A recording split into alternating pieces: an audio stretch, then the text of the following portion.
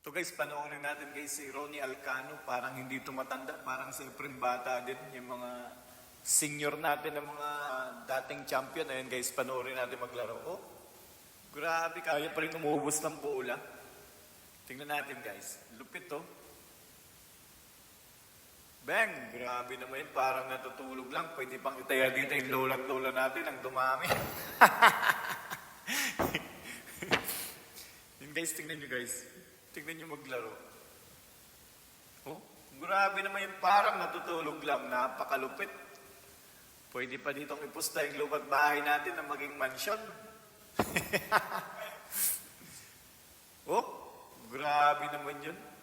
Tingnan nyo guys yung mga prepare ni Alcano. Laging may anggulo para pag pinatakbo yung pamato, hindi ka mahirapan sa preparation. Ayan, tingnan nyo guys. Yan, sa mga baguhan dyan, pwede nyo gayahin yung technique ng mga pro natin na player.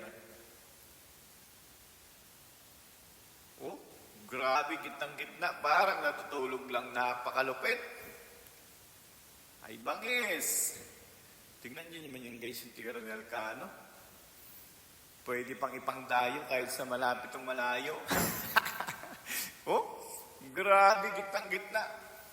Basta tumutok ang bola, wala na, hindi ka naman uli makakatira. Napakatindi, oh. Grabing prepare yan, oh.